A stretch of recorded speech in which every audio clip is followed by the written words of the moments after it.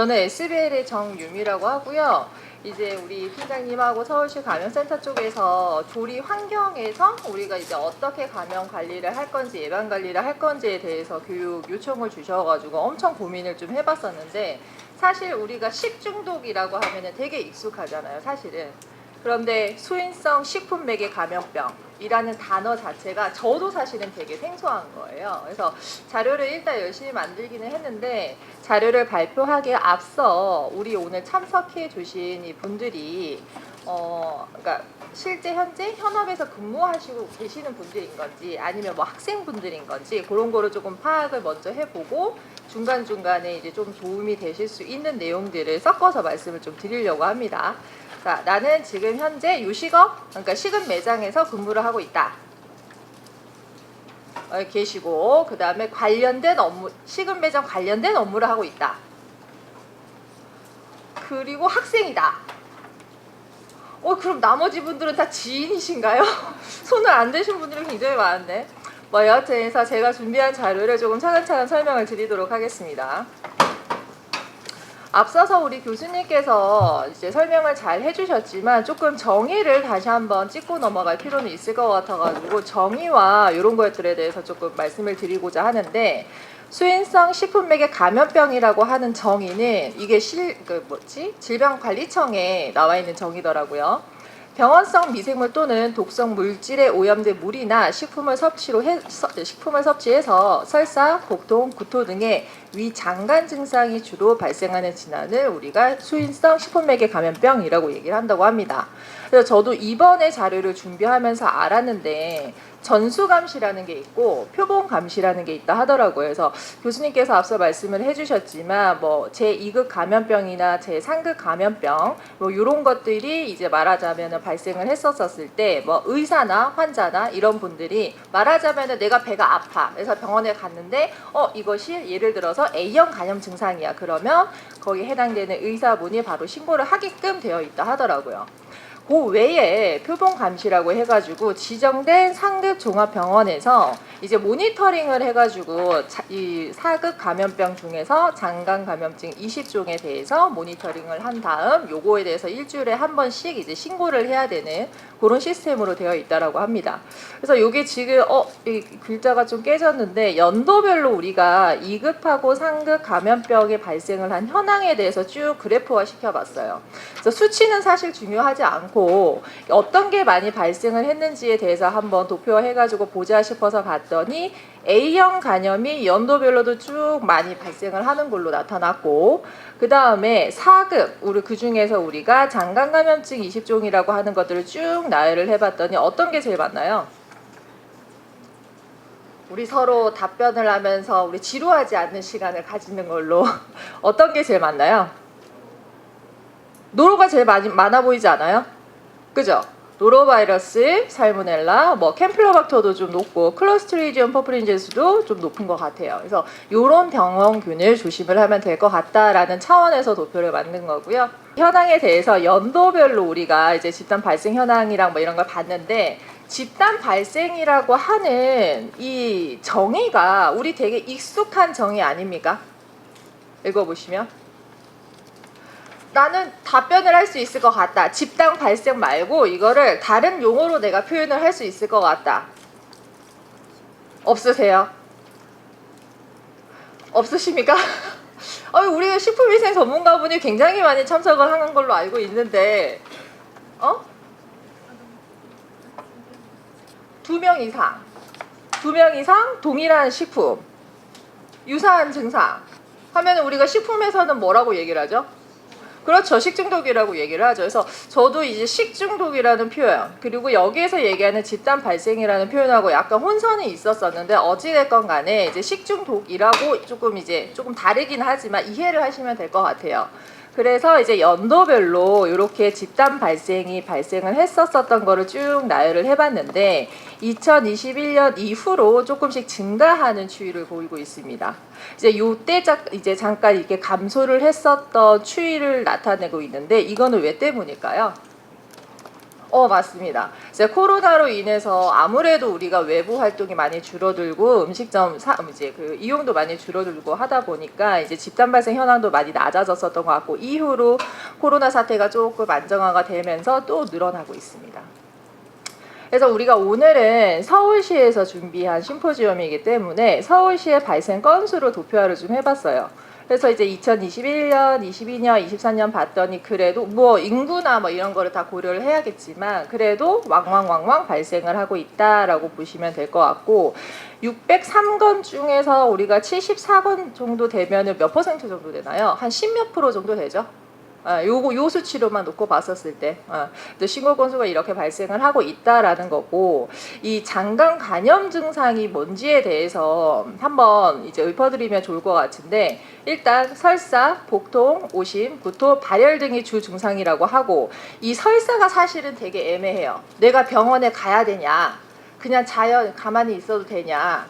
왜냐면 제가 이건 좀 개인적인 얘기긴 한데 한 2, 3주 전에 엄청 힘들었었어요. 무슨 일이었었냐면, 그러니까 지방에 있는데 제가 출장을 갔다가, 보통 이제 출장을 가면 점심을 잘 안 먹는데 커피만 먹고 그냥 뭐 빵 좀 먹고 막 마는데, 그날 아무튼 지방에 어느 카페를 가서 아이스 커피와 빵을 먹었어요. 그리고 집에 왔는데 그날 먹은 건 제가 이제 그날 먹은 거는 그 커피와 빵밖에 없는데 집에 와서 자려고 누웠는데 2, 3주 전이면 날씨가 엄청 이제 더워지는 그 시점이었잖아요. 근데 엄청 추운 거예요. 막 덜덜덜 떨려 몸이. 그래서 이제 전기장판을 켜고 잤는데도 이제 떨려서, 그러니까 너무 추워서 몸에 오한이 들어서 그렇게 잠이 못 든 경험은 저는 그날이 처음이었거든요. 그리고 그 다음 날부터 배가 자꾸 아픈 것 같아. 그래서 화장실을 몇 번 왔다 갔다 했어요. 그래서 그 다음날 일정을 하고 그 다음날이 되니까 이게 일상생활을 할 수 없을 정도로 화장실을 엄청 왔다 갔다 했어요. 그러니까 교수님께서 말씀하셨던 경험하지 못했었던 뭐 그런 류, 그게 제가 겪었었던 것 같아요. 그래서 거기서 얘기하는 설사란 평소에 비해 더 많은 수양성 변이나 물음변을 보는 경우를 설사라고 얘기를 한다.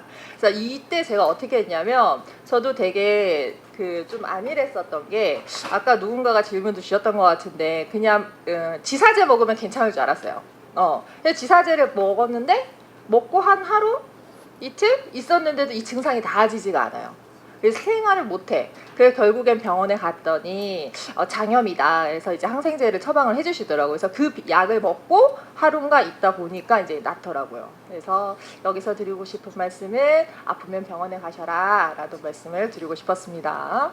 발생 추이에 대해서 쭉 봤는데, 그러면 어디에서 이제 집단 발생이 많이 발생을 하냐라고 해가지고 시설에 대해서 이렇게 조금 분석을 해봤어요. 그랬더니 쭉 나오더니 가장 높은 데가 외식에서 제일 많이 발생을 한 걸로 나타납니다. 요건을 우리가 지금 2022년, 23년 발생 건수를 기준으로 이제 도표화를 한 건데, 23년도 기준으로 놓고 봤었을 때 음식점이 전체의 46.1%로 가장 높게 나타나더라. 그 다음이 이제 뭐 학교 학원이라든지 어린이집 요렇게 나타나더라라는 부분인 거고, 그리고 우리가 23년도에 발생했었던 집단 감염 중에서 뭐 때문에 제일 많이 발생을 했냐? 노로바이러스가 단연 1위죠. 그 다음이 이제 살모넬라, 그 다음에 병원성 대장균, 요런 순으로 나타납니다.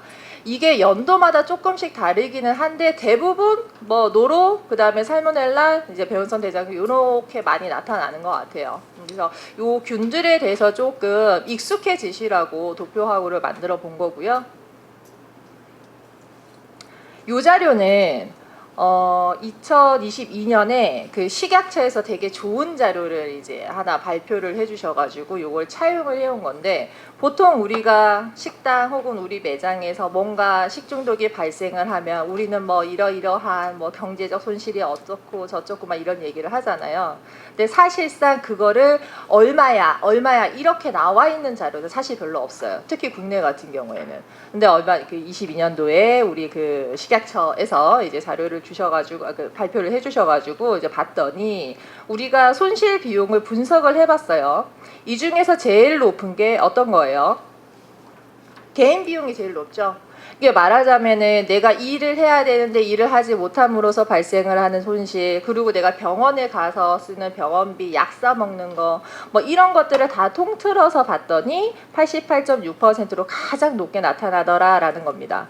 그래서 뭐 간접 비용, 직접 비용, 자가치료 비용 이렇게 다 이제 해봤더니 약 한 1조 한 얼마인가요? 한 1조 6천, 7천 정도가 나타나죠. 그 다음에 이제 우리 기업 비용 같은 경우에는 뭐 제품을 회수를 한다라든지 보상을 한다라든지 뭐 그런 비용들이 10.6% 정도를 차지를 하더라. 정부에서도 비용 손실이 발생을 하는데 뭐 이제 뭔가 사건이 생기면 우리는 늘 관공서나 이런 데서 지도 점검을 나가시잖아요.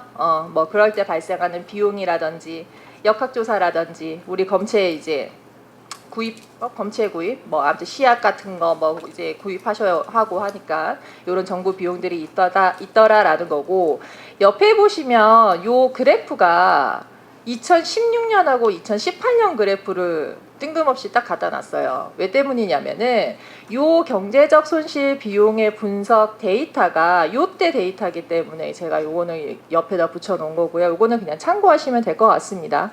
요 중에서 뭐 보니까 8월부터 해가지고 뭐 8, 9, 10 뭐 혹은 하절기 해가지고 식중독이 많이 발생을 하는 추이를 보이네요. 그래서 요 정도만 보시면 될 것 같고요.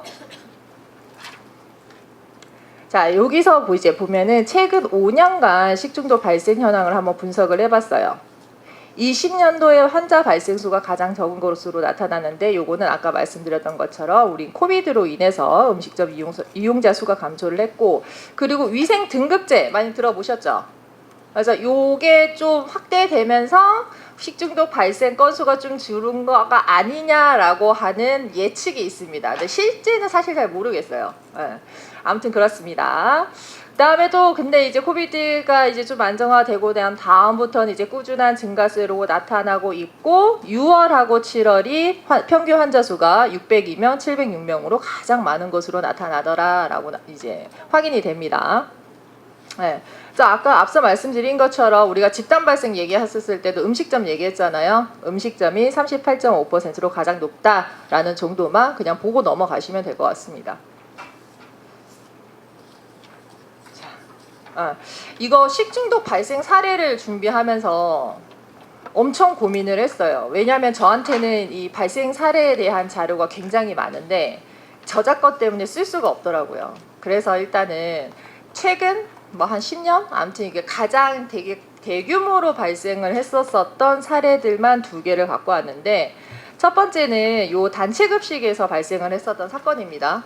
좀 오래되긴 했어요. 2018년 9월에 발생을 했고, 혹시 이 사건 어떤 건지 아시는 분 계실까요? 급식에서 발생한 대규모 식중독 사건. 아실 것 같은데 또 부끄러워서 말씀들을 안 하시는 건가?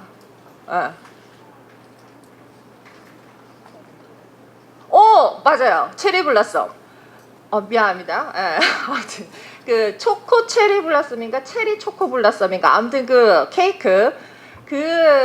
케이크가 이제 우리나라 되게 큰 뭐라 해야 되나, 대기업에서 유통을 하는 학교 급식을 이제 그 대기업에서 유통을 했는데, 아무튼 57개 학교에다가 납품을 했어요, 그 케이크를.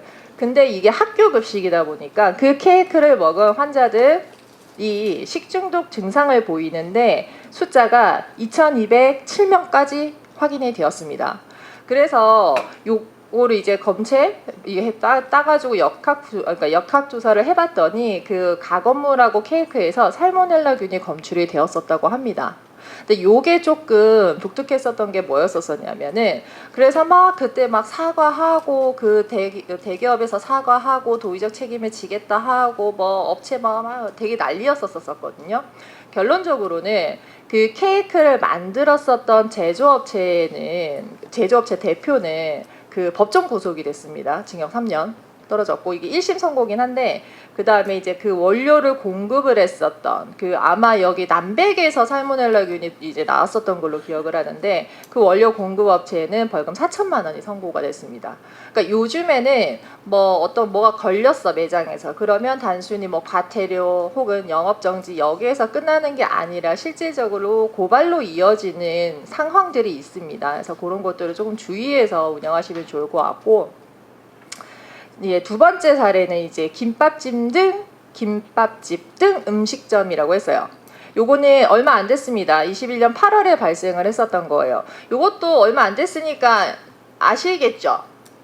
굳이 제가 여기에서 또 뭐 김밥 체인점 이름을 말씀을 드릴 수는 없으니까 김밥 체인점이라고 해야 되나 거기를 프랜차이즈는 아니니까 그냥 체인이라고 하는 게 맞을 것 같은데 아무튼 김밥 체인점에서 2개 매장이었었던 걸로 기억을 합니다. 거기에서 김밥을 섭취를 한 사람들 중에서 식중독 유증상자가 199명이 발생을 했다. 근데 이미 그때 우리가 역학조사를 나갔었을 때는 이미 다 재료는 다 소진이 됐었잖아요. 그래서 뭐 조리 도구라든지 뭐 이런 것들에 이제 조사를 해봤더니 여기에서도 마찬가지 살모넬라균이 검출이 됐다라고 얘기를 합니다. 요 사례가 조금 독특했었던 게 뭐냐면은 이때 소비자들이 엄청 화가 났어. 그래가지고 집단 소송을 진행을 했었거든요. 그래서 그 집단 소송을 진행을 하고 이게 약 2년 뒤인 23년 5월에 판결이 났는데 최대 200만 원씩 지급해라라고 하는 이제 배상 판결이 났습니다. 그래서 100만 원, 200만 원 뭐 이런 식으로 이렇게 되면은 업체 입장에서는 사실 굉장한 손실이죠. 그래서 이런 건들이 있다라고 이제 말씀을 드리고 싶었었던 거였고 요건이 발생을 하고 나서 이게 아마 성남시였었던 걸로 기억을 하는데 성남시에서 뭐 입장문 같은 거 뭐 내고 뭐 난리도 아니었었던 걸로 기억을 합니다. 그리고 나서 바로 식약처에서는 또 우리가 점검을 나가죠. 늘 나가죠. 뭔가 이슈가 생기고 문제가 생기면 늘 우리는 단속이 나옵니다. 그래서 김밥 등 분식 취급 음식점 점검을 했더니 뭐 이렇더라. 이때 엄청 뭐 더더더더 해가지고 막 위반 사안이 많았었던 것 같습니다. 그래서 우리가 주의해야 된다라는 얘기를 길게 이렇게 했습니다. 자, 이거 말고도 또 기억나시는 식중독 발생 사례 같은 거 있으세요? 제가 오늘 사실 이렇게 우리가 우리 질의응답과 이렇게 티키타카를 하면서 제가 이제 선물도 준비를 하려 했는데 다들 뭔가 부끄러워 하시겨서 드릴 거예요. 드릴 거고 아무튼 근데 이제 뭐 남겨서 가야 될 것 같네요. 여튼 식중독 발생 사례 생각나는 게 있다라고 하시는 분 있으시면 손 드십시오. 예. 맞아요. 맞아요. 밀면집. 그걸 아마 계란 때문에 문제가 됐었죠. 그래서 사망을 하셨죠. 아마 환자분이. 부산 밀면집에서 이렇게 식중독 발생 사례도 있었었고. 하나만 더 해볼까요? 그럼 두 개로 다 하시겠습니다. 예.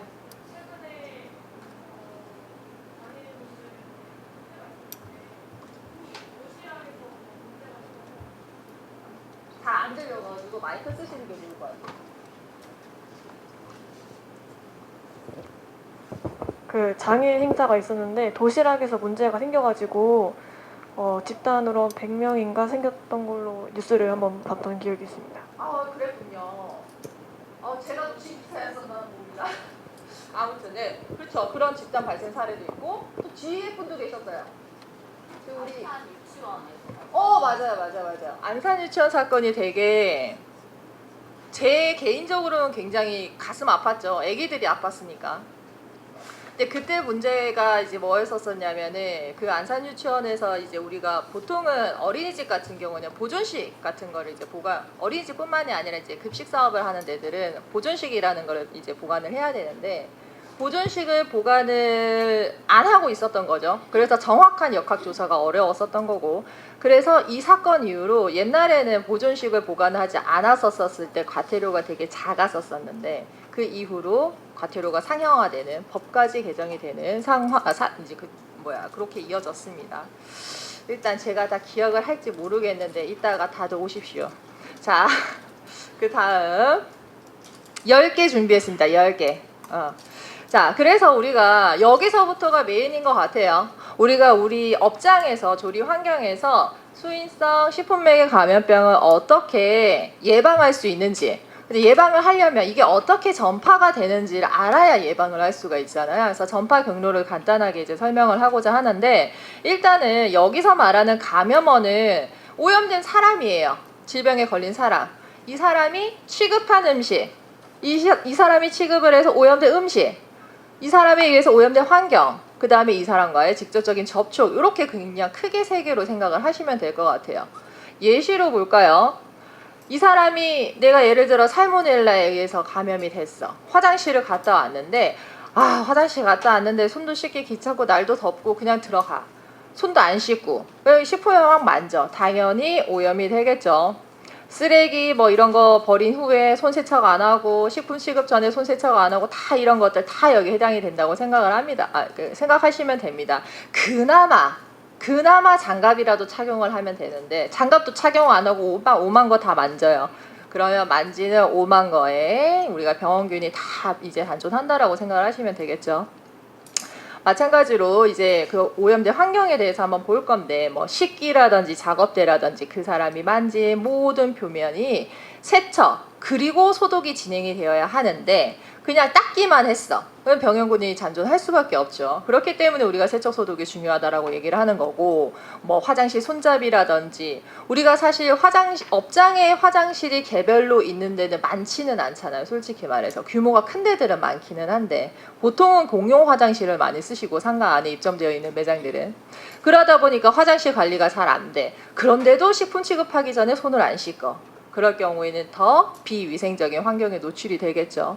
뭐 여튼 그런 부분들이 있고, 마스크 특히 마스크가 그 법적 의무 사안이라는 거를 모르시는 업장이 상당수 있어요. 아직도. 왜냐하면 이게 우리가 코비드 이후에 원래는 이제 마스크는 의무 사안은 아니었고 위생모까지가 이제 의무 사안이었는데, 그 코비드 이후에 법이 개정이 되면서 마스크 착용도 의무화가 됐습니다. 적객업소라든지 식품 취급하시는 제조업체라든지 다.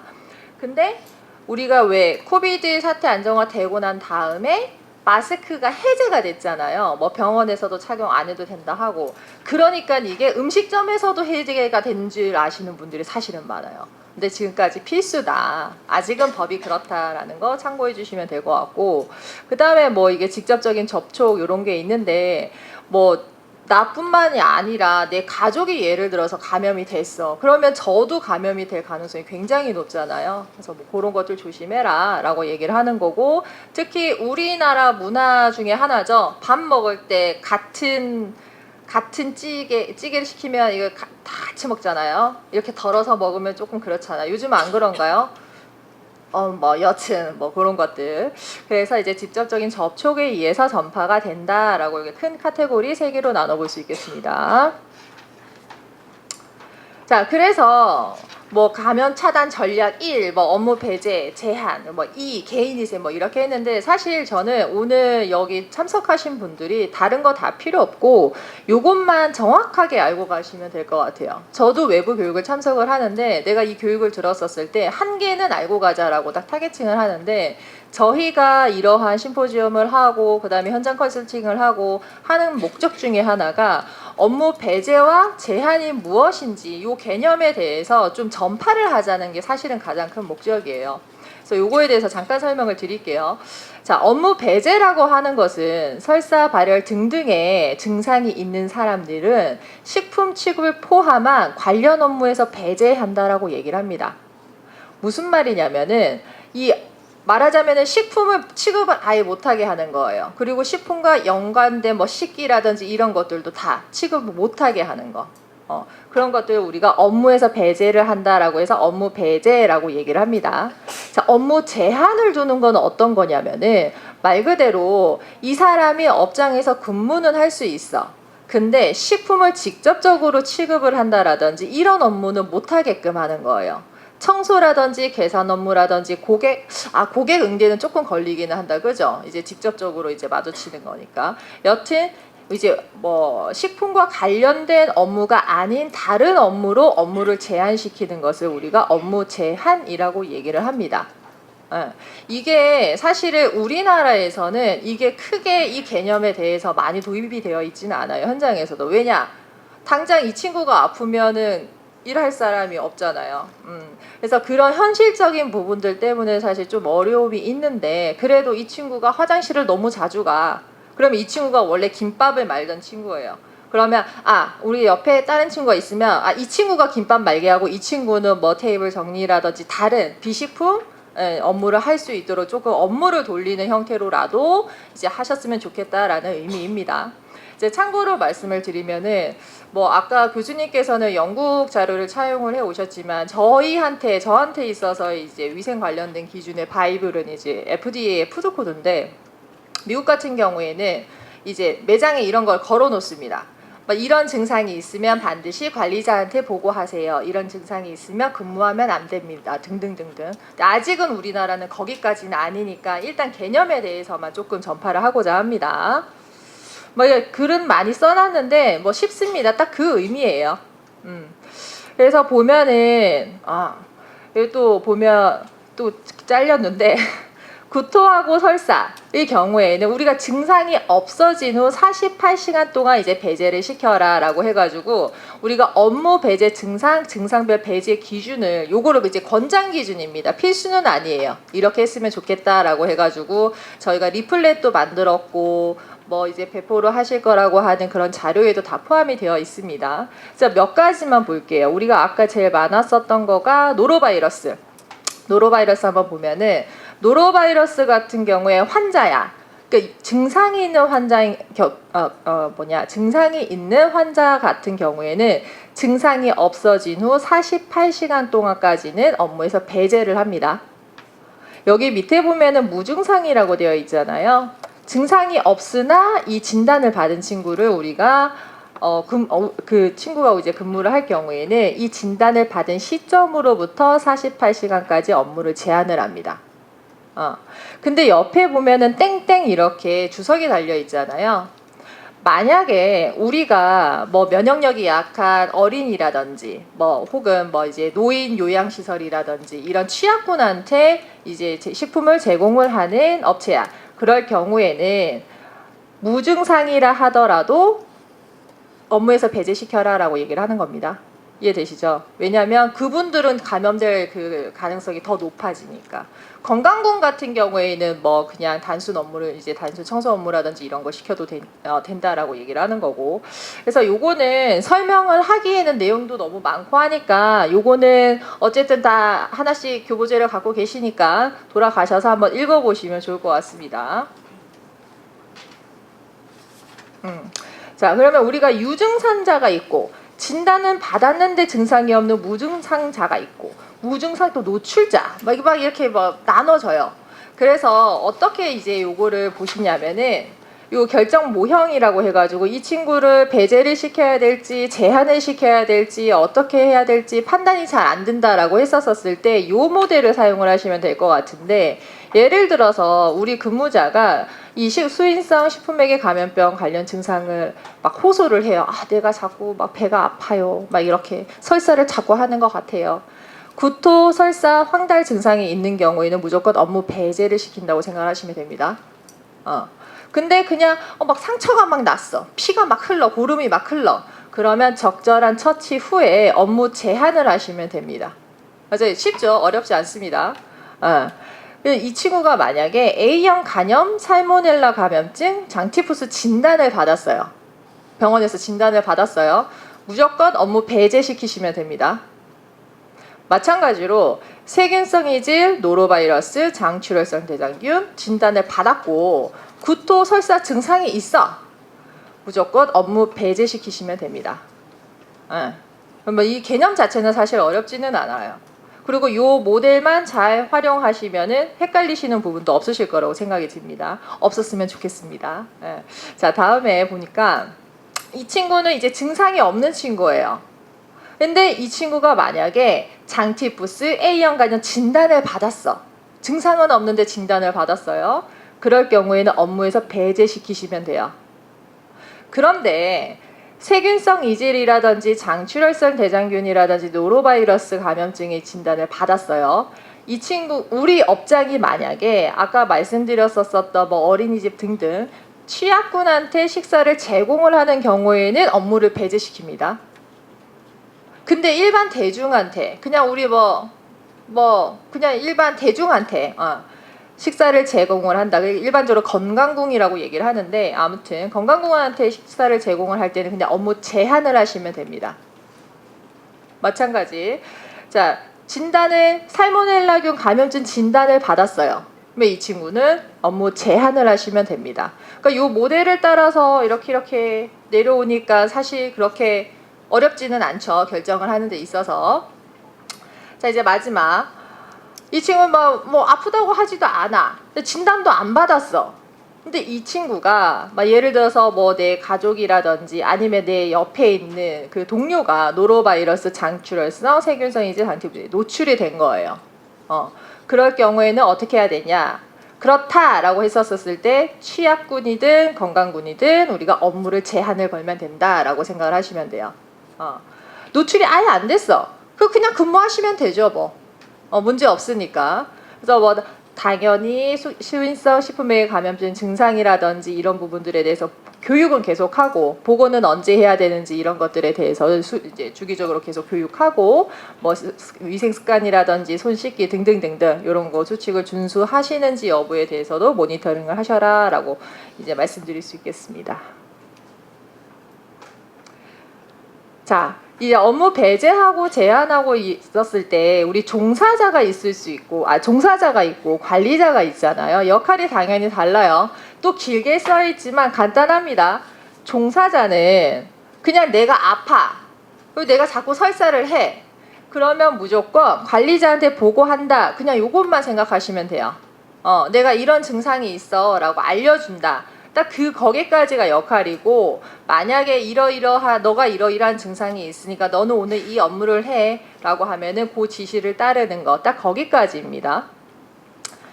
물론 이제 보고하는 상황은 내가 증상이 있는 거와 노출된 거, 질병 진단을 받은 거 다 해당이 되겠죠. 그래서 이런 것들 관리자의 역할이 어떻게 보면 중요하겠죠. 관리자는 당연히 수인성 식품매개 감염병이 증상이 뭔지는 알고 있어야 될 거고 이런 증상이 있는 사람들을 식품 취급 업무라든지 장소에서 제외를 시키는 게 제일 중요하겠죠.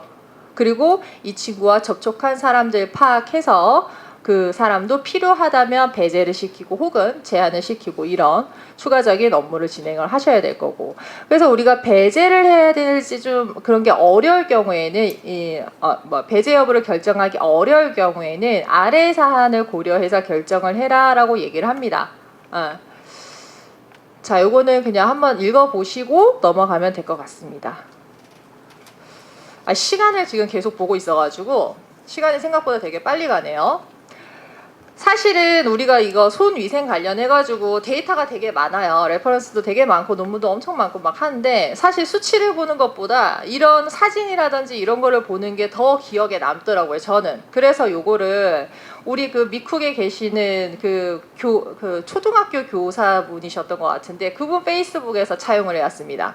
보시면 이게 사진이 잘 보이실지 모르겠는데 미국에서 이런 챌린지 아닌 챌린지 같은 게 있었었나 봐. 이런 실험을 해보자. 막 실험해가지고 이렇게 페이북이나 이런 데다 올리고 막 하시던데 보니까 첫 번째 사진이 뭐냐면은 그 교실에 그 공용 노트북이 있었나 봐요. 거기에다가 생빵을 막 문질렀어.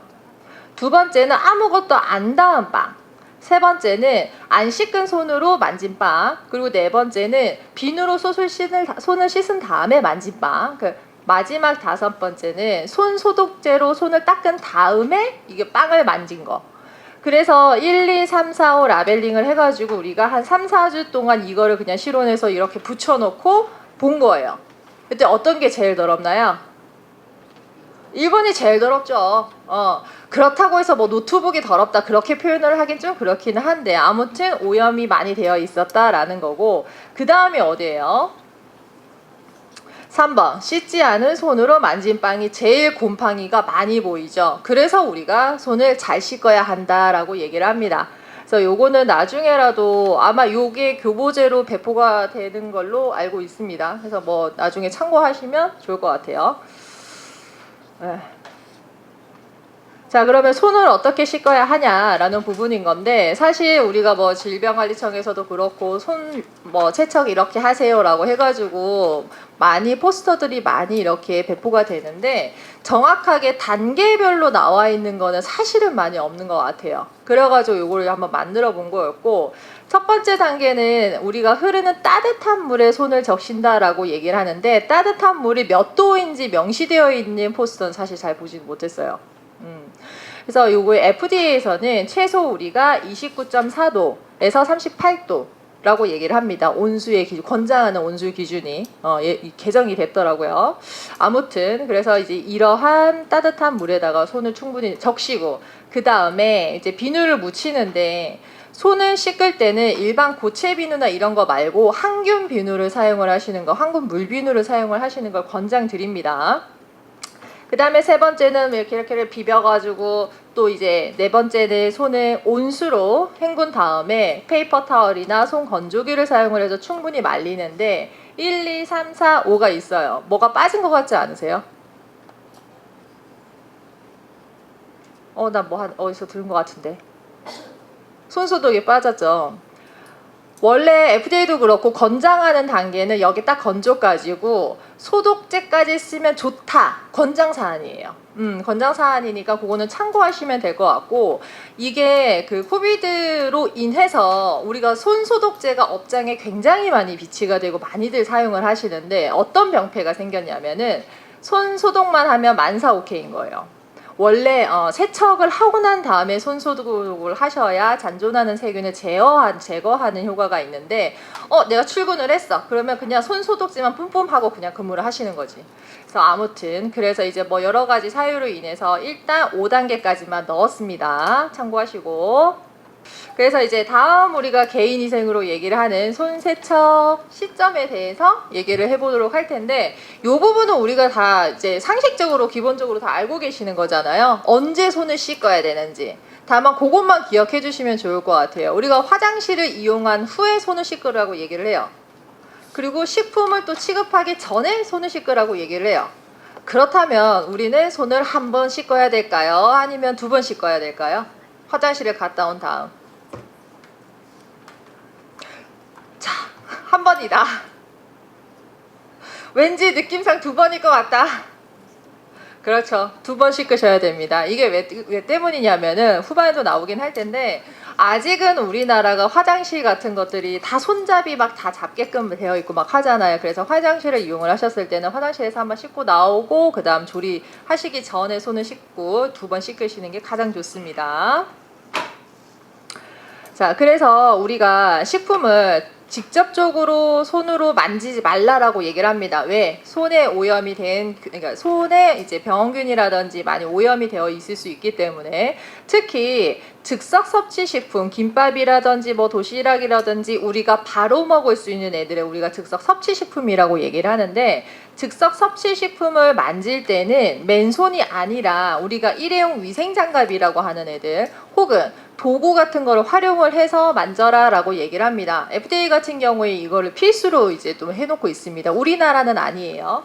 그래서 일회용 장갑을 많이 사용을 하시는데, 착용을 하라고 이제 많이 권장도 드리고, 근데 또 일회용 장갑을 사용을 하다 보면 또 병폐가 생겨요. 일회용 장갑이 또 만능인지 아시죠? 그래서 출근할 때 끼고 퇴근할 때 벗으시는 경우가 되게 많단 말이죠. 그래서 우리가 최대 4시간에 한 번은 연속 작업을 할 때는 꼭 이제 교체를 해주시고, 뭐 말하자면은 장갑을 착용하기 전에는 그 손 세척을 하고 뭐 착용을 해라 등등등등의 지침을 말씀을 드리고 있습니다. 일회용 장갑 사용을 하실 때 근무자 손 크기에 맞는 종류를 구비를 해주셔야 근무자들이 적절하게 착용을 할 거고, 그 다음에 요거는 하나 말씀을 드리고 싶은데, 우리가 보통 라텍스 장갑 많이 쓰시잖아요. 라텍스 성분 자체에 알러지가 있는 친구들이 있을 수도 있어요. 그래서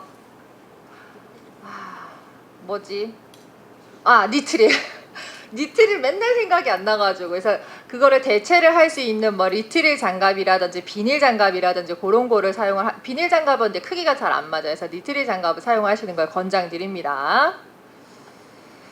자, 우리 장갑은 언제 교체해야 되냐? 다 아시죠? 우리가 작업을 전환을 한다라든지 아니면 아까 말씀드린 것처럼 우리가 동일한 작업을 할 때는 4시간에 한 번씩은 최소 교체를 해라라고 말씀을 드리고 더러워졌거나 찢기거나 이럴 때 다 해라라고 말씀을 드리고 요거는 이제 장갑 사용 순서에 대해서 이제 해놓은 거예요. 손 씻은 다음에 장갑 착용해라. 즉석 섭취식품 취급을 할 때는 장갑 껴라. 버릴 때는 요렇게 거꾸로 이렇게 벗어서 쓰레기통에 바로 버려라 라고 말씀을 드립니다. 그래서 요거 마찬가지 우리 감염센터의 리플렛에 나와 있는 자료를 차용을 한 건데 장갑은 어떻게 착용해야 되고 어떻게 교체해야 되고 이렇게 세부적으로 나와 있어요. 이 글로 써놓으니까 되게 어려운데 그냥 쉽습니다. 끝에 잡고 손 끼워 넣고 장갑 착용했죠. 요 손으로 다시 끝에 잡고 착용해. 그게 끝. 벗을 때는 자, 얘로 끝단 부분을 잡고 이렇게 벗어요. 그럼 이게 장갑이 있잖아요. 요걸 이렇게 말아. 그 다음에 이렇게 해서 또 거꾸로 해서 벗어. 그럼 공처럼 둥글게 되죠. 요걸 쓰레기통에 버리시면 됩니다. 그걸 이렇게 길게 써놨습니다. 그래서 주의하시는 거는 제거한 후에도 이제 손을 씻거라. 한번 사용한 장갑은 제발 재사용하지 마십시오. 라고 말씀을 드립니다. 피부 상처 보호는 아까 교수님께서도 잠깐 말씀 주셨으니까 간단하게만 말씀드릴게요. 이렇게 흐르는 고름이 있거나 너무 출혈이 심한 상처가 있는 경우에는 상처 처치를 한 다음에 저희는 컬러밴드 사용하시는 걸 권장드려요. 식품에 이제 들어갔었을 때 또 바로 육안으로 확인이 가능하도록 방수가 되는 컬러밴드 착용하시고 반드시 일회용 장갑 착용하시고 가능한 식품 취급 작업이 아닌 다른 업무를 하시는 걸 권장드린다라고 말씀을 드리고 싶습니다. 자, 이제 환경적인 부분에 있어서 어떡하냐. 세척 소독 잘해야 된다. 뭐 당연한 거죠. 그래서 뭐 애벌 세척, 헹굼, 소독, 자연건조 이 부분들은 다 잘 아실 거니까 이렇게 세척 방법이 5개로 나눠져 있다. 자연건조까지가 올바른 세척 소독 방법에 해당이 된다라고 이해를 하시면 될 것 같고요. 우리가 세척제 사용을 할 때 선택을 할 때 주의사항이 있어요. 반드시 우리가 식약처에 등록된 제품인지 여부를 확인을 해보시는데 요즘에는 세상이 좋아져서 식품안전나라에서 다 조회가 가능합니다. 그래서 확인하신 후 사용을 하시던가 아니면은 제품의 표시사항에 보면은 용도나 용법이라든지 이런 것들이 잘 나와 있으니까 그거 보시면서 하시면 좋을 것 같습니다. 주의해야 될 거는 뭐 용법, 용량 이런 것들도 있겠지만 혼합해서 쓰지 마시라고. 이제 아마 뉴스에 이런 게 좀 나왔었던 것 같아요. 락스하고 세제하고 섞어 써가지고 막 쓰러지시고 막 이런 경우들. 그래서 이제 혼합 사용 금지 그런 부분들이 있고 뭐 예를 들어서 우리가 식품용 기구 용기용 세척제나 아니면 제조 세척제를 사용을 했었을 경우에는 반드시 흐르는 물을 사용을 했었을 때 과일 채소 같은 경우에는 30초, 식기류 같은 경우는 5초 이상 헹궈라. 요거는 법적으로 명시되어 있는 부분이에요. 그래서 사용하실 때 참고하시면 좋겠습니다.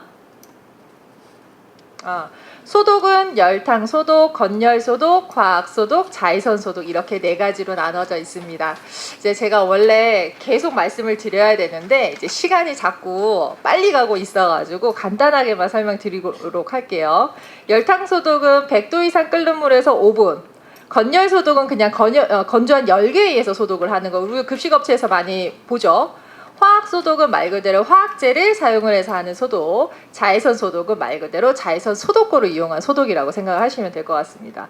이 중에서 우리가 가장 손쉽게 할 수 있는 게 화학 소독이죠. 화학 제품을 이용한 거, 소독제를 이용을 한 거. 중요한 거는 요거입니다. 우리가 이제 구토물, 뭐 설사 여기에는 노로바이러스가 되게 많다라고 얘기를 하고 이게 굉장히 전파력이 강하다고 얘기를 하잖아요. 그렇기 때문에 구토 설사를 했었을 때 우리가 어떻게 청소를 해야 되는지 절차를 수립을 하시는 게 굉장히 중요한데 일단 구토 설사가 발생을 했다. 그럼 어떻게 해야 되냐? 예시를 한번 볼게요. 증상이 있는 종사자나 고객을 이동을 시켜서 그리고 오염구역을 봉쇄를 합니다. 아무도 못 들어오도록. 소독액을 제조를 하는데 이게 제일 중요해요. 그래서 소독액을 어떻게 제조하냐. 일반 우리 소독액으로는 노로바이러스를 제거를 할 수 없다라고 얘기를 합니다.